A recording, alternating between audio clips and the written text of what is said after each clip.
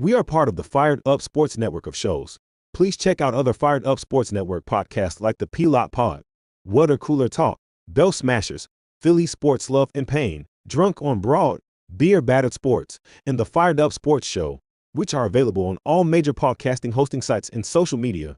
Also, check out Mark Ramos' Roundup on firedupsports.com, which breaks down the happenings going on with all your favorite local teams.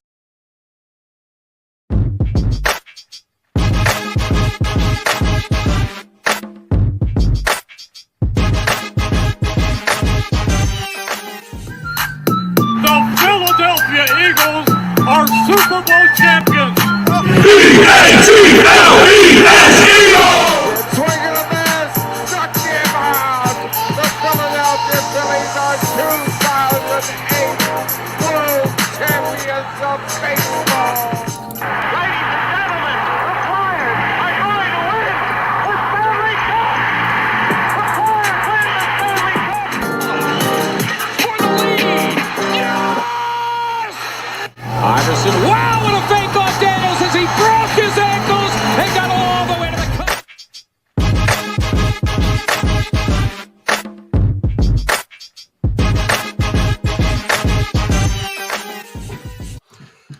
What up? What up, Down One?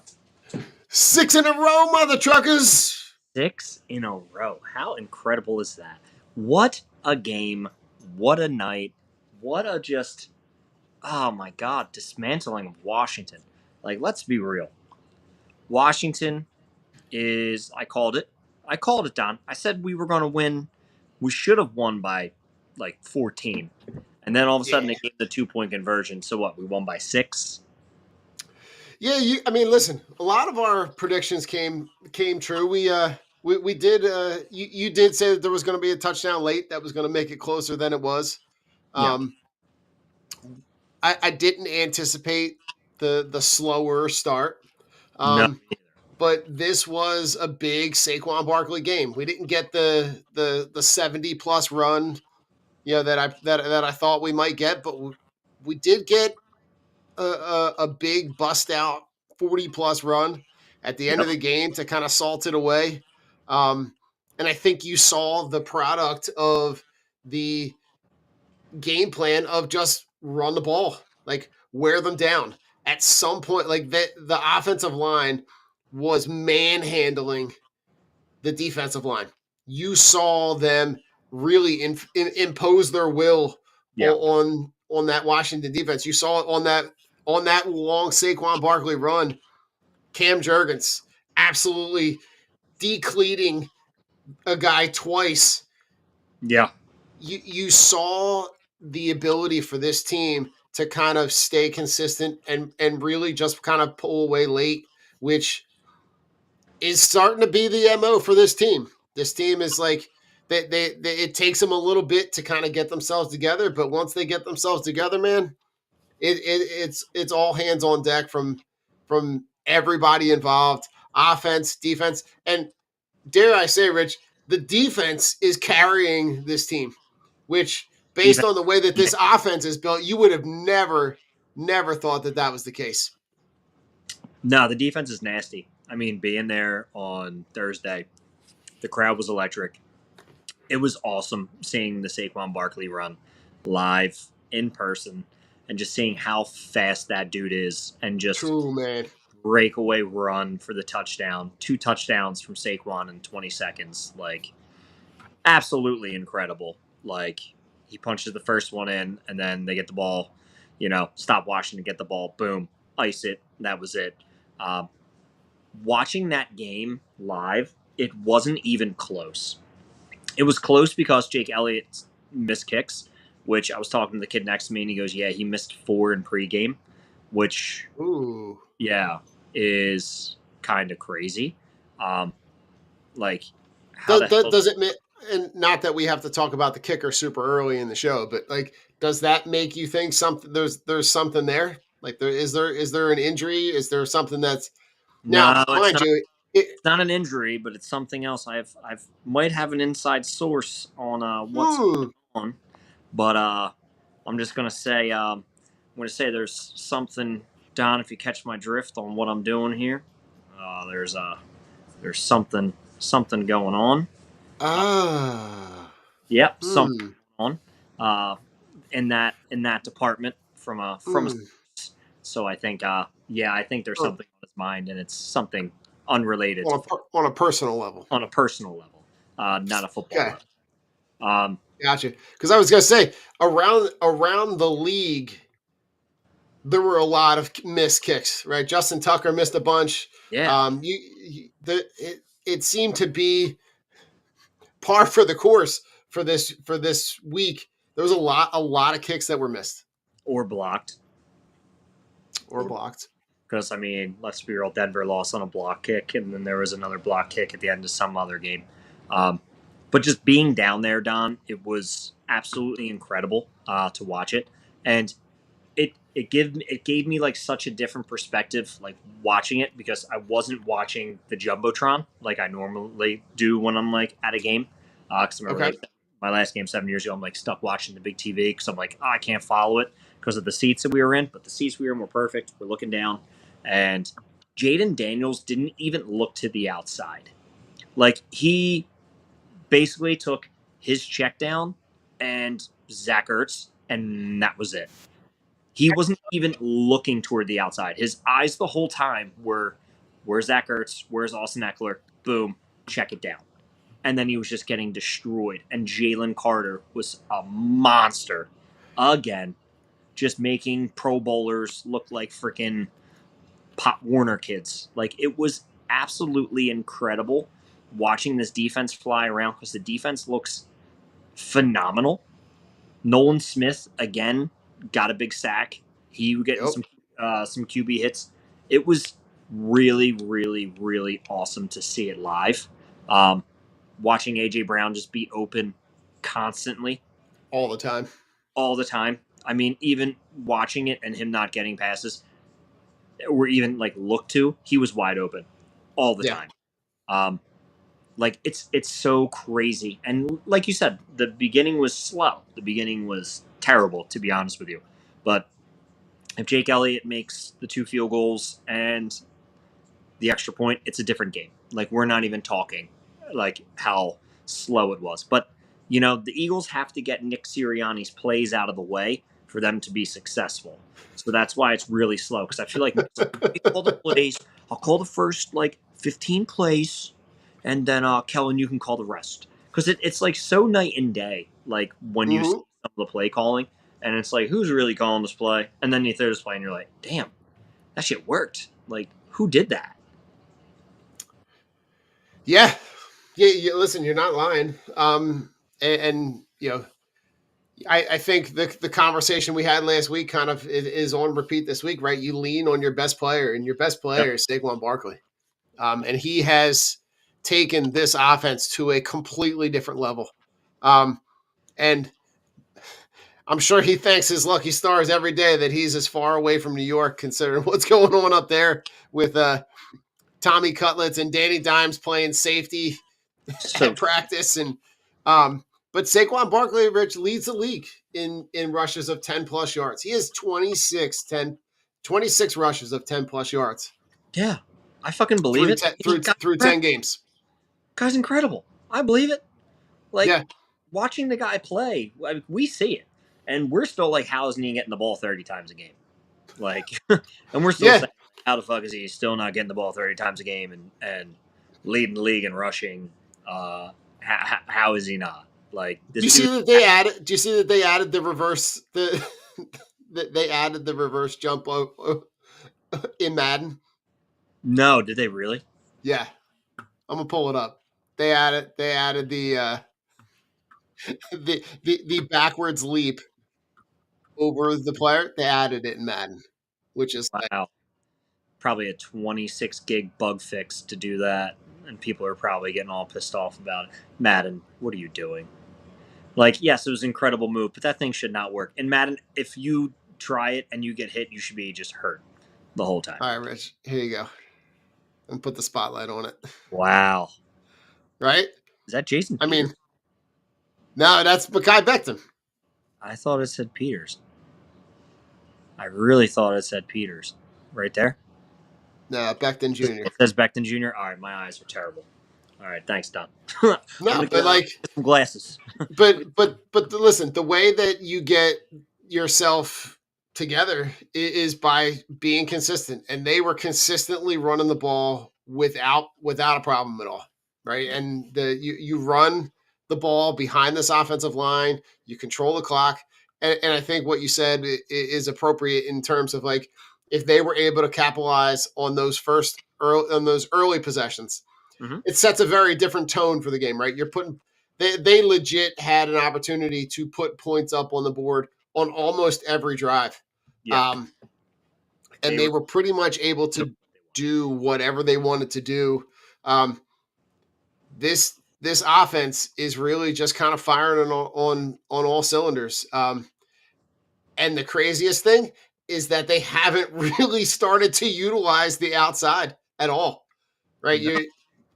You got Devontae Smith, who hasn't practiced yet this week. So I'm curious to see how that affects that part of the game. But I Yeah. really think that like you are able to win these games with the talent that you have, and you haven't even utilized your two best wide receivers. Really says something about Saquon Barkley and this offensive line. Yeah, I mean they're imposing their will like whenever they fucking feel like it. And this is what you need to do to be successful. You don't have to go out there and throw the ball 40 times. You just have to control the clock and score, which they're able to do whenever they want. Yeah. It's a shame that Jalen Hurts is vulturing all of Saquon's touchdowns because, I mean, the man would have had 20 by now if it wasn't for uh, Jalen Hurts. Like, it's crazy. And I know Jalen Hurts came out and said, every touchdown he's donating money. Man, fuck them kids. Give that money to let Saquon. Yo, you ready for this, Rich? He's been tackled at the 9 times. Isn't that crazy? But here's the craziest thing I heard. He purposely did not put touchdown incentives into his contract Because he knew. because he knew, right? He knew. But again, I think you're on a team where you're winning games and you're winning games comfortably in a sense where you've had 3 of the last 5 games where you've had the opportunity to sit guys in the fourth quarter. That's huge. And then you now have this mini bye. You've got 10 days leading up to this trip into to go into LA. But Rich, this is the last time they're going to be on a plane in the regular season. Yeah, it's a beautiful thing. Like, absolutely love it. Got a bunch of home games. Got a bunch of shit that's close. Like, I'm here for it. I need our boys to stay on the East Coast and live in this territory. Get ready for that cold weather. Because the playoffs are going to run through Philly. Like, Philly's going to get home games. That's just how it's going to be. It's going to be Detroit, then Philly, and then whoever the fuck else. Listen, I think that if you have the opportunity to play and that number 1 seed is within earshot, that's going to be a huge advantage for whatever team gets that number 1 seed. Because whoever's like, if you're talking about it really at this point is the Eagles and Lions, and then everybody else. And the Lions are on a whole nother fucking level. Yeah, because the Lions absolutely manhandle and they're like unmerciful to teams when it comes to just putting up points. I fucking love it. I do. I love Dan Campbell's energy. He's like, he leaves no doubt in your mind. Like, and no, that's not at all. And that's why I kind of love it because that's what I wish the Eagles were. It's like leave no doubt. If you have the chance to hang up 55 points, you hang up 55 points. Oh, totally. That's what you do. Your job is to stop me, not me stop me. You get paid to stop me. Right. So let's see you try it. I love Dan Campbell. Oh, I'm and it's too early right now to kind of look ahead, but the thought of that matchup, those two teams are about as closely built as two teams in one conference can be. Yeah. When you talk about and really when you compare offensive, right? Both offensive lines are top 5. Both running back rooms are top 5. Mm-hmm. Both wide receiver groups are top 5. Yeah. Really, Rich, the real separating factor between the two is the quarterback, right? And right now, Jared Goff is doing everything that Jalen Hurts is not doing, right? Yeah. Making smart decisions, checking the ball down, getting the ball to his guys in space, not making mistakes, taking care of the ball. Outside of that one stretch where he threw 5 interceptions and In one game. the game, And they won. and they won. I mean, he's been everything you would want out of a quarterback. So the prospect of that, I think there are some advantages on the Eagles' end, on the defensive side, but I think the idea of those two teams matching up is exciting, and I think if you have the opportunity, right, to get Detroit in Philadelphia in January outside, that team is built to play on turf. That Yeah. team is built like to just be fast and play indoors. And I have to go back and look at their schedule, but I think they only play like 3 or 4 games outside all year long. I think it was 2. I think it was 2 games outside. Everything else was in a dome because you have the 8 home games in a dome, and then Right. traveled. I think it's Green Bay twice or Green Bay once, and Yeah. Chicago, and that was it. Once in Green Bay and once in Chicago. I think every other game they had was in a dome. Yeah. Fucking wild. So listen, I'm here for it all, right? You've got the other stat that I'm looking at with Barkley is right. He's got 100 plus total yards in 8 of the 10 games. Yeah. He's just producing every single week. He's been as good as advertised. And that, Rich, as we're sitting there, and I'm watching the, I've probably watched that last Saquon Barkley touchdown that puts them up, that puts them up like 26-10. I've probably watched that play like 1,000 times. That one jump cut, and then just ridiculous. He was just gone. Yeah. It was insane. Watching that live, I was like, holy fuck. I'm like, no way. As soon as he got through the line, I'm like, it's a touchdown. And me and my buddy Bob were just like, yup, just going nuts. Because you just knew. Like, the trap counter was working so well in the second half.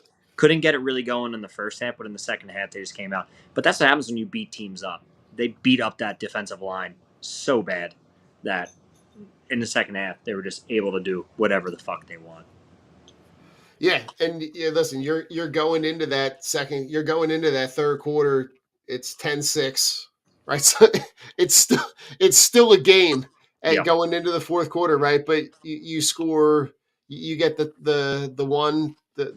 touchdown run from Jalen Hurts, then you get the 26-yard run from Barkley, and then you get the 39-yard run, and then it's you just on 3 consecutive drives to just score the 3 consecutive touchdowns, and you just put them away. Any concerns about anything offensively? I mean, let's be real. Don't let Nick touch it, and then you're fine. No, I'm honestly, I'm not too worried. It was one of those games. It started off slow, but then they just picked up where they needed to. They were in control pretty much the whole time. The missed field goals really took the wind out of the sails, but the defense picked it up. Honestly, why they're not utilizing AJ Moore's is kind of crazy, but Eagles are literally last in pass attempts per game. So it's what you expect. They are a run first team. They literally have the least amount of attempts per game, and they're still beating teams pretty handedly when they win. I'm not really worried about it. Offensively, no. Defensively, no. I think we're sound. I think this week is probably our biggest test when it comes to wide receivers with Puka and Cup and stopping Kyron Williams, especially there at SoFi. I think it's going to be a hell of a game this week. Yeah. I'm excited to see the cornerback matchups, but I think the offense is going to stay rolling. Saquon is going to do Saquon things. Give him the ball 25 times. Special things are going to happen.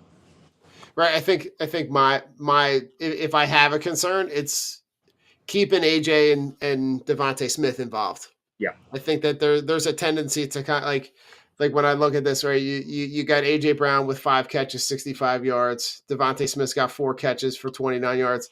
I think if you can look for opportunities to get them involved, maybe get them put them in motion, get them in the slot, get them coming across the field. Yep. Any opportunity that you have that you see to be able to get them in space and get them the ball is where I'm looking at trying to figure out how do I that's how I make my offense more dangerous. Yep. Let's talk about this defense for a hot minute, man, because this defense since the bye week has been beyond impressive, Ridiculous. ridiculous. Zach Bowen. Let's start with Zach Bowen. 15 tackles, 1 for loss.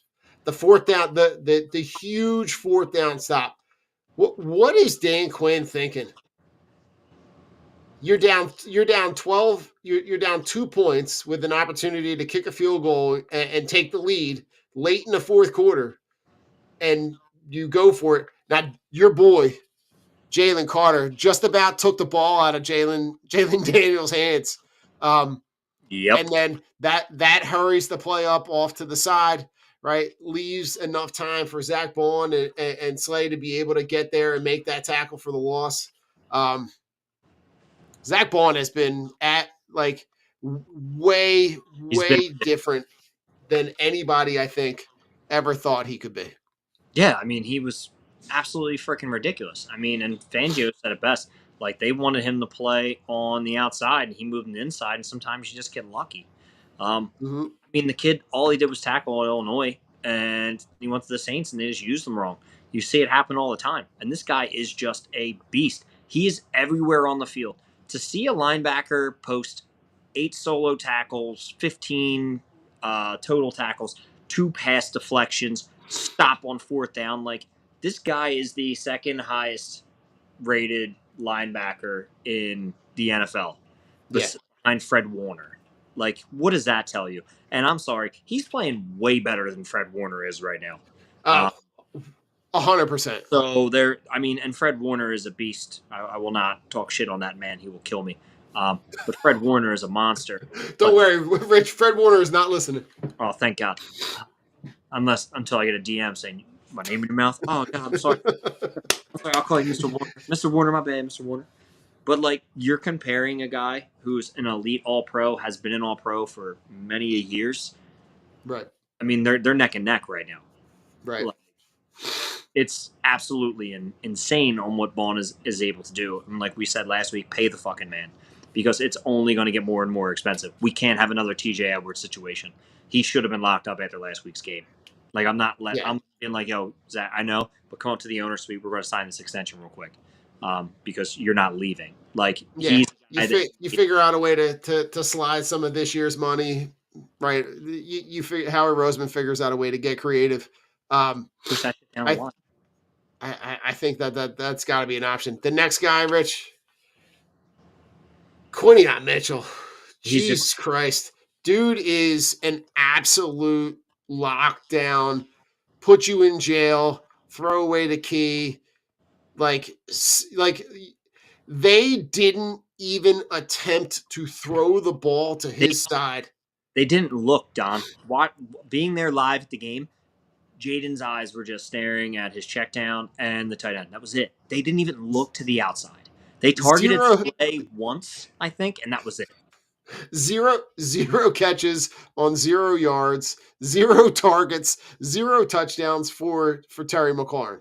Yeah. Right. When he's matched up with Quinnion Mitchell. The only way that Terry McLaurin got the one catch that he had is because they sent him to the opposite side. Yeah. He lined up against Slay. Like, the respect for this dude, right? In all of his coverages, 2 catches, 2 targets, 1 catch, 9 yards. Like, and this is what has me wildly excited. This matchup has me so excited about watching this game this weekend. Yeah. To see him matched up with Puka, to see him matched up with Cup, and to see with, Cup Cooper on Cooper crime. On Cooper crime is going to be the case when you look at them sliding Puka, Cooper Cup into the slot and match him up with Cooper DeJean, but like That'd be nuts. just add it to the list, right? Drake London, 1 catch, 5 yards. Olave, 2 catches, 23 yards. Mike Evans, 2 catches, 19 yards. Amari Cooper, 1 catch, 10 yards. Neighbors, 1 catch, 9 yards. Jamar Chase, 2 catches, 19 yards. CeeDee Lamb, 1 catch, 5 yards. Terry McLaurin, nothing. Yeah. Terry McLaurin destroys DBs on a regular basis. Not And he could not even. Quinion Mitchell was in his pocket all night long, and he couldn't shake it. He couldn't shake it. Could not even get close. nope. There was nothing he could do. It was one of those games where he just, what are you gonna do? You're up against Quinion Mitchell. You moved to the Slay side and you had a catch, but you didn't do Jack Dick against Quinion. But it's basically what you're seeing from these teams. They're not targeting the outside. Like Mhm. Quinion is that good, and then Coop is that good. Like they're targeting whoever is being covered by a linebacker or whoever's coming out of the backfield. Yeah. That's pretty much it, or whoever Slay's covering. But they're giving Slay a little more help, shading over to his side. So Blankenship Right. shade a little bit over to his side, and then there you go. Like perfect example was the pick. Blankenship comes up with that huge pick. Like they're helping Slay because Quinion does not need it. Quinion does not need help. All he needs is the best the best wide receiver on your team, and that's it. And then he's happy. I think he takes pride in just eliminating dudes from the game because he's a rookie. And even Terry McLaurin said he doesn't play like a rookie. I mean, he looks every ounce of a 5-year, 7-year vet. Yeah. Like he's and this defense is wildly young, right? I think the average age is like as a unit, they're like 26 point something years old. Like all these dudes are young, Take right? I Brandon think you're Graham out and then it'll drop to like 23. Rich, you remember we were having Nolan Smith is another guy, right? Nolan Smith really his career took a very similar track to Brandon Graham. I remember Yeah. having these same conversations about Brandon Graham early in his career, and he's really come on, and he's quietly become the starting edge and a guy that's having an impact off the edge. Now, I would the thought of him of Carter being on the same defensive line as Hassan Reddick. I mean, you put an elite edge guy next to Jalen Carter, and you're not going to be able to breathe. Yeah, there's and I think that's something Howie's going to address this offseason. I really do think they're going to go out there and get a splash name. Joey was down there with you, Rich. You stud He and muffin. his boy were down there.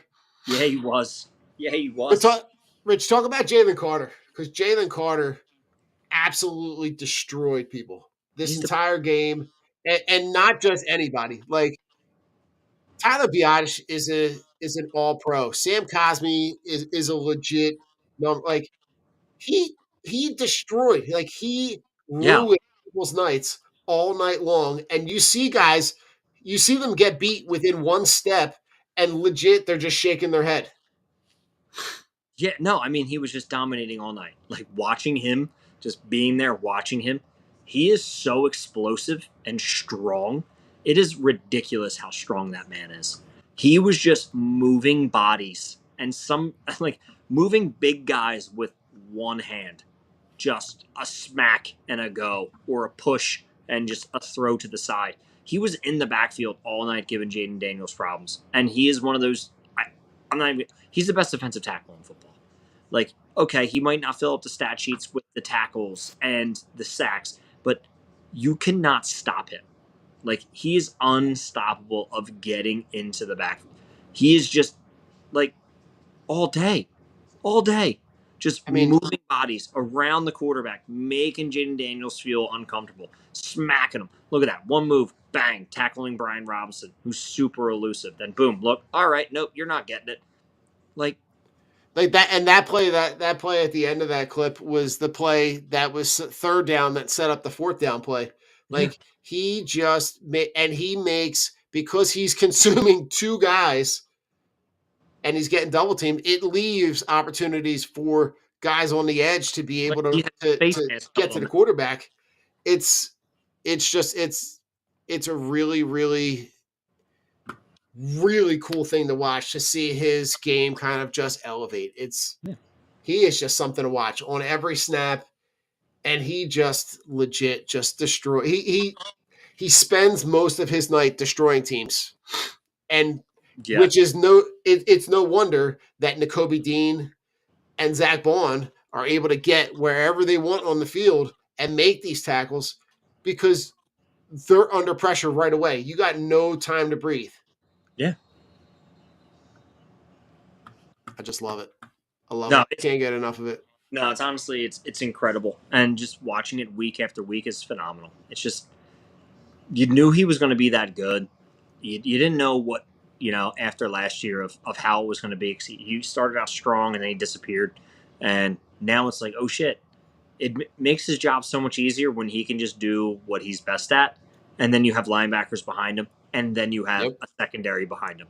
Like this defense is so like congealed and together at this point. It's like okay, things are firing in all cylinders, and it's just cohesive as a unit, and it's what you wanted to see with these young guys. And I'm happy.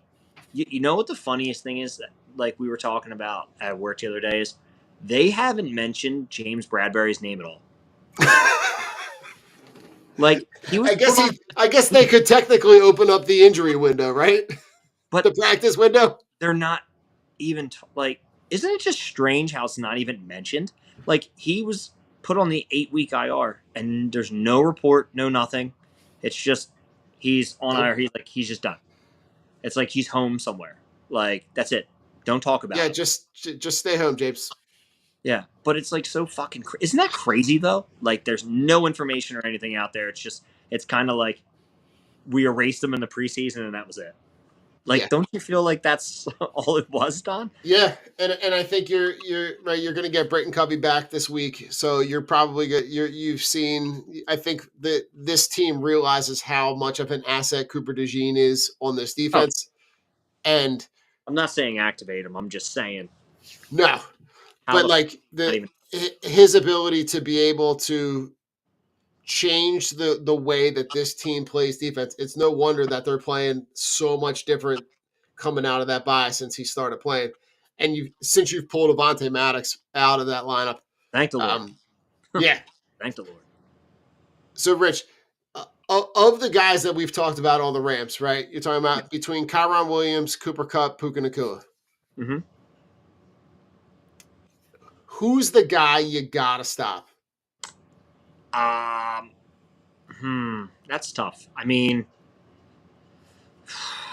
Kyron's been great, but he's kind of had a rough go of it lately. Especially with Puka coming back. You have two elite wide receivers right there. But you got one guy who plays like 85% of his snaps out of the slot, and then you got another guy who's an outside wide receiver. I think you'll see them move around. I think you're going to get a lot of different matchups, but it's going to be really interesting to see how our corners lock up these guys.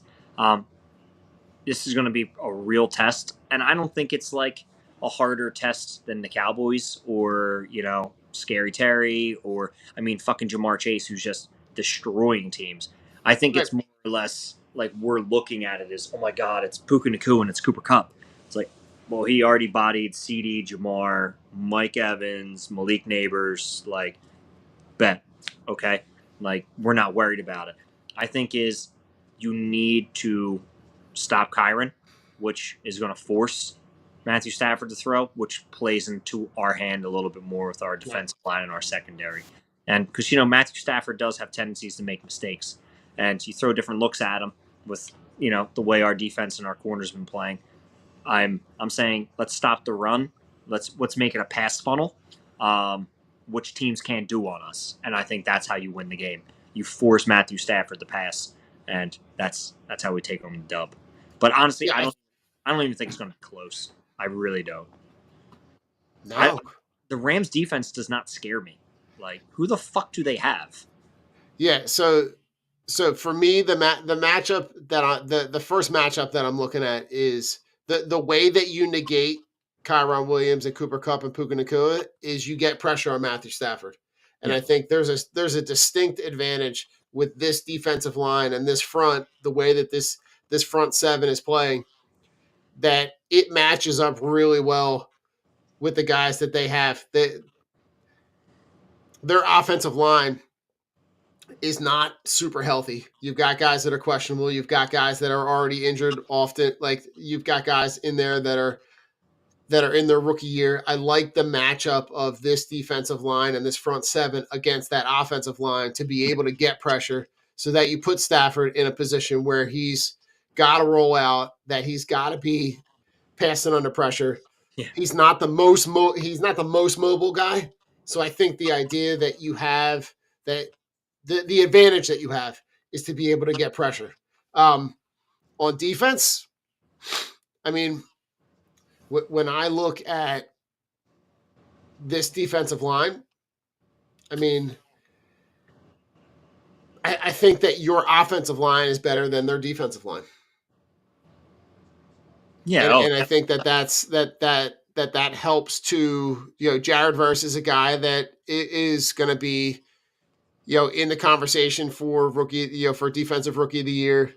Um, you know, Quentin Lake is playing really well on the back end. That's why they moved But on to Davis White. yeah. But I think that there's a reason why this team is 5-5. Yeah, 1,000%. Yeah, 1,000%. And I think that those disadvantages, those things that the Rams don't do well, are the things that the Eagles can stop and the things that the Eagles can take advantage of. Which I like the idea of also playing out there. I think they've played really well out there the last couple times. Last year they had was that the AJ Brown 100+ yard? He had 100 yards the last time they played out there. Yes. Last year. Yes. It's going to be a fast track. I think that you could potentially have the opportunity to put up a bunch of points. Yeah, I mean, I'm looking at 28 or 33-16 is what I'm looking at. Like, I was close when I said, hey, Eagles by 11 last week. And I still think it's going to be a 10, 11 point game. And again, it's going to be one of those scores that make it look closer than what it is. I was listening to some things and they're like, oh, it was one score game. Washington really hung tough with the Eagles. It's like, if you didn't watch the game and you're not from this area, they really didn't. If you just pick up the box score, it's like, oh, it was one score game. It wasn't even close. It wasn't indicative of how the game was. Like, even when Washington was leading that game, we were leading in every single category except points because of the missed points we had. Like, we were crushing them, like, all over. And it's like looking up and it's like, Jesus Christ, we have 50 more rushing yards, 75 more passing yards. Like, what the hell, man? Like, how are we losing this? And it's just like, Jesus Christ. George Pickens just made a really nice catch, Don. It's a beautiful catch. I got it on right over. It was a beautiful catch. I had to look over. Got it on right I over get here. excited when they say they're throwing the ball deep, and I'm like, oh, well, let's see. We are football fans.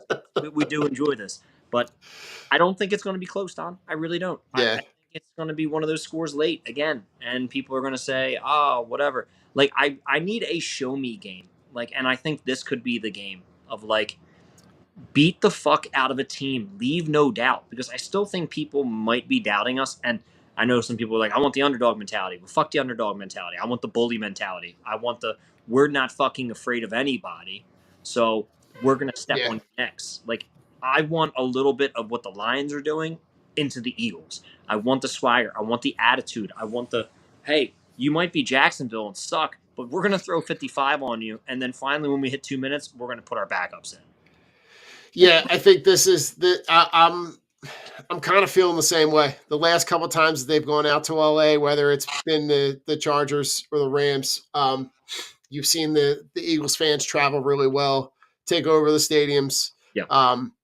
Because they're destination cities, there's a lot of fans that'll travel out there. There's a lot of people that are going to be in the stands for that. I think this has the opportunity that you could run away and hide.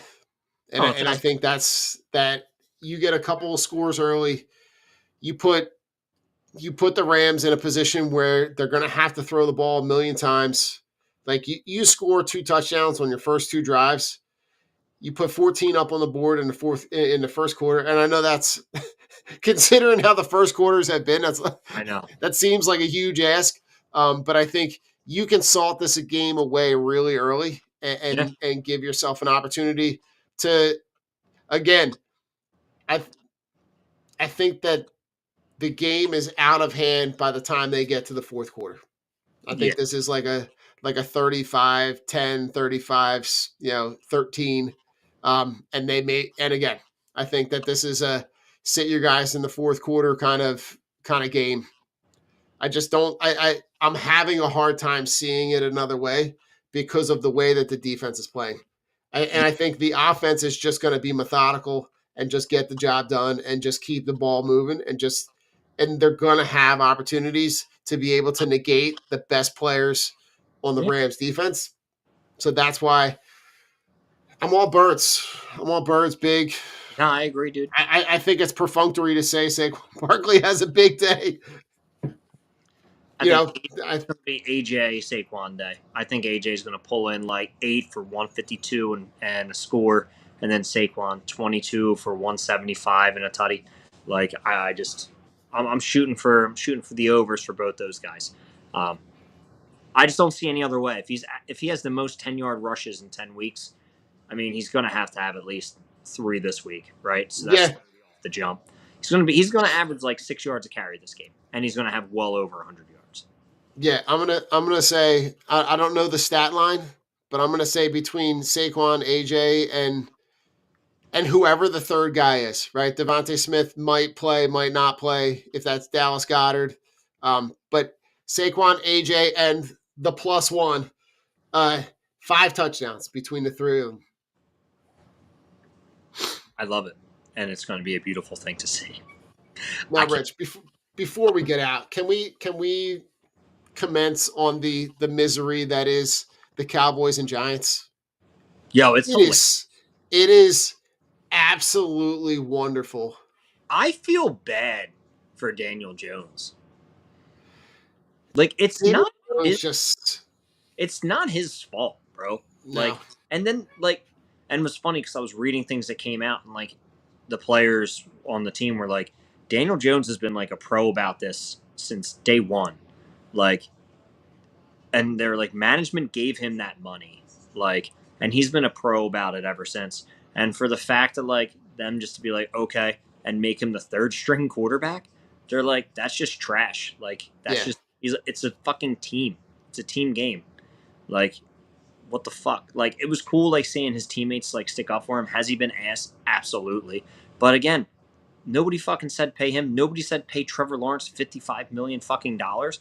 Like, that's a management decision because they see something in a guy. It's not Daniel Jones' fault. But to make this dude the fucking safety, the scout team safety this week, like, that's a fucking joke, dude. That's a joke. That's a joke. And you can just you can tell where that franchise is, right? That franchise is going to flounder for a while. And they're because of the money that they've invested in Daniel Jones, it really they're kind of locked into having that dead cat money, whether they decide to move on from him or not. That dead cat money is just it's woe. Yeah. And then the Cowboys, dude, the Cowboys are such a poverty franchise. When they opened their roof on Sunday, that fucking sheet metal fell off of it. Sheet metal fell off. Yeah, Rich, did you watch the Jake Paul Mike Tyson fight? No. It was absolute garbage. But Jake Paul has more wins in AT&T Stadium Yeah, then Dallas does this season. than Dallas does. And I also saw this, and I'm going to try to find it real quick because I know we're trying to get out of here, but I think it's worth mentioning. There are 153 teams in the NFL, MLB, NBA, NHL, and MLS. The Dallas Cowboys are the only American pro sports team without a home win in the 2024 calendar year. Well done, Cowboys. Well done. That's And my final. and Well, and, and Jerry Jones sees nothing wrong. Like that's the best nope, part. He sees nothing wrong. nope. Oh, and the sun glare. Sun glare. Yeah, can't catch the ball, sun glare. Smart. You have paid your franchise quarterback season-ending surgery. You paid your wide receiver who has no quarterback. Micah Parsons is going to be an Eagle. Like, sucks to suck, bro. Sucks to suck. Yeah, I hear you.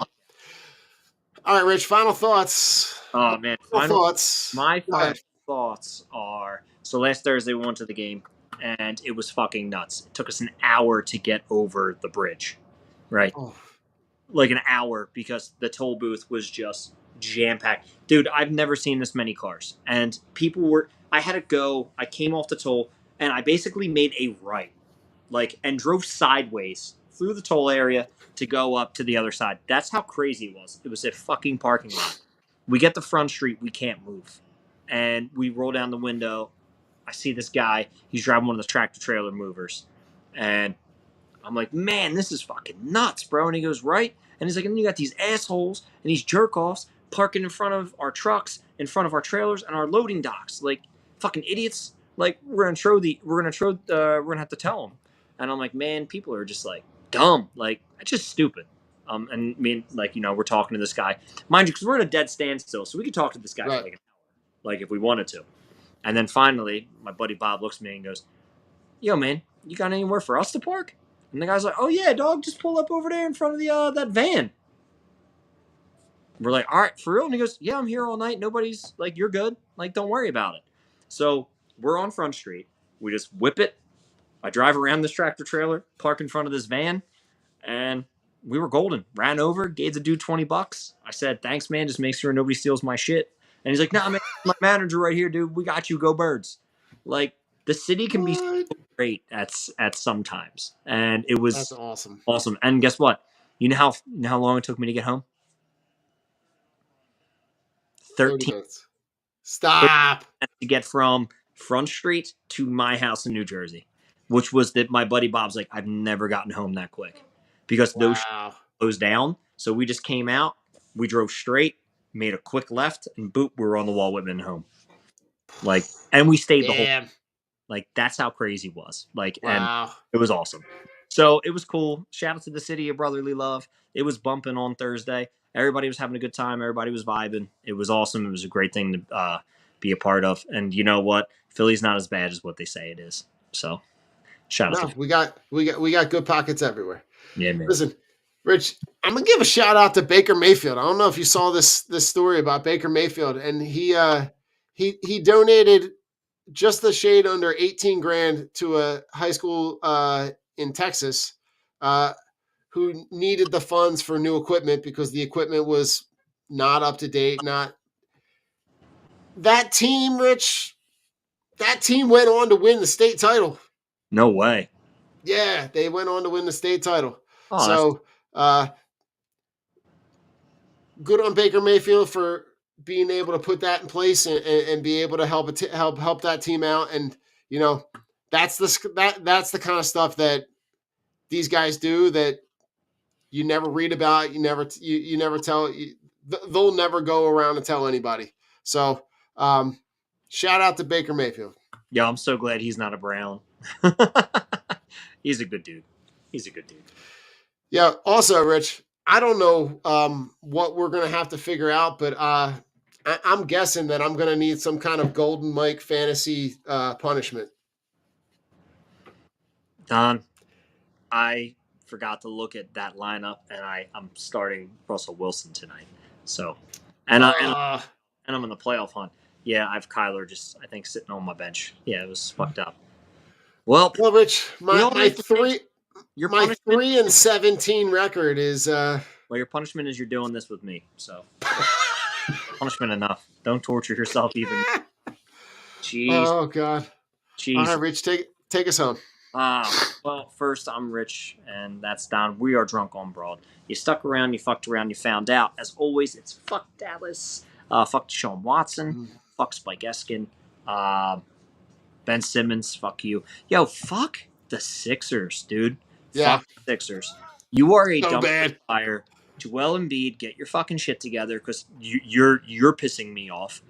Paul George is hurt. Nick Nurse can't coach. Our owner is fucking owner of the Redskins. Like fuck the Sixers. Yeah, him sitting up in the box with the Commander's hat on. Bro, fuck the Sixers. That is Yeah. Another poverty franchise. I'm fucking over basketball. And as always, we love you, Philly. So, peace out. Go Birds. Go Birds. Go Birds. Go Birds.